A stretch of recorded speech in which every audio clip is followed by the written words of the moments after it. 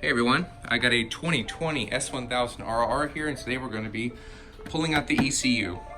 So to get started here, to pull out the ECU, we're going to pull out this bolt, this bolt, this bolt, this bolt, and this bolt. And to do that, you're going to need a T25. Now what is a T25? The T25 basically means Torx.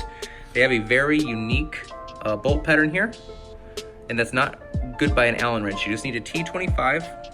That's all you're gonna need right here to remove the ECU, and just remove all those bolts. I'm gonna do that right now. All right, now they got all the bolts out here. You'll notice that one is longer than the rest. This goes to the front of that housing. Just make sure it stays in the front of the housing when you put it all back together again. Now we have all the bolts out here, it won't just pull right out. It's still stuck in there. Why is that? Well, there's a clip on each side, one right here and one right here. So just kind of give it a little jerk. Pops right out. Same with this side. Pops right out, and then it pulls up and out. Under here you'll see there's a clip, and this goes into these fairings right here, along with some Velcro on each side. Now, after you're done removing this piece, you're going to remove this bolt right there. Now again, this is a T25, and this actually holds the ECU into the bike itself. So just go ahead and remove this. All right, when you're done loosening it up, pull it out, and there is a washer under here. I'd pull it out with the washer. The washer sometimes gets stuck to this rubber here, but then sometimes you're messing with the ECU and then this falls into God knows where. So pick it out with the washer, and just be careful with the washer, because if you try and pry it, it's gonna fling somewhere. So just grab these both, and now the ECU can move freely.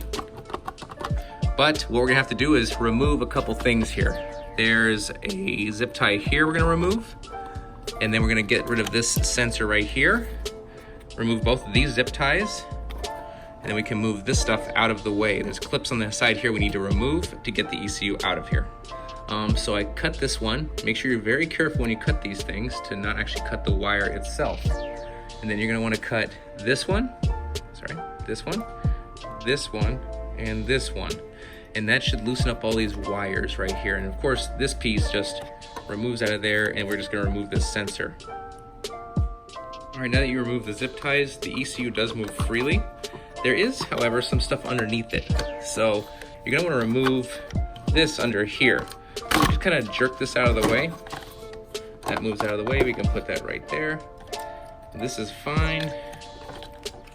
Now the ECU starts coming out. And then all we basically gotta do here is we gotta remove these. And these kind of just do pull out.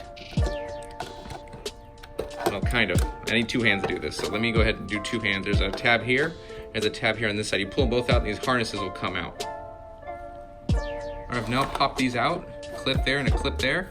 And there's a little piece here that goes inside here. You just pull this right out. Now, the only thing looking like it's holding back is this piece right here. So let me go ahead and remove this, and I'll tell you guys exactly how to do it after I get it out of there. Okay, so for this one, all you have to do is press the two sides, and this pulls out. Once this pulls out, there's a track here, this all comes out of. So it pulls right out of the track just like that, and that's how you remove that. All right, now after the sensor is removed, you got one more hurdle to cross, and that's on this side here. You just gotta remove this zip tie, and then this is the main wire harnesses going through it. That'll all pull out, and the ECU will come up out of it. So let me go ahead and cut that zip tie, and I'll show you what happens next. All right, after you pull that out, the whole ECU comes out of this thing. And if you're gonna send this off for flashing or something like that, just leave it in this plastic container. You could pull this plastic container off the ECU itself. This is kind of like a housing for it, but you know, if you're gonna ship it, it's better to have protection on it in case something is dropped or something. It just adds an extra level of protection. The only thing you really need is the pins exposed. Everything else is good. And that's it. That's how you pull out the ECU. When you put it back in, make sure you have a few zip ties, because we're using one, what is this? 1, 2, 3, 4, 5 zip ties. So just make sure you have some zip ties on hand so you can put it all back together exactly the way it came out. And that's it, guys.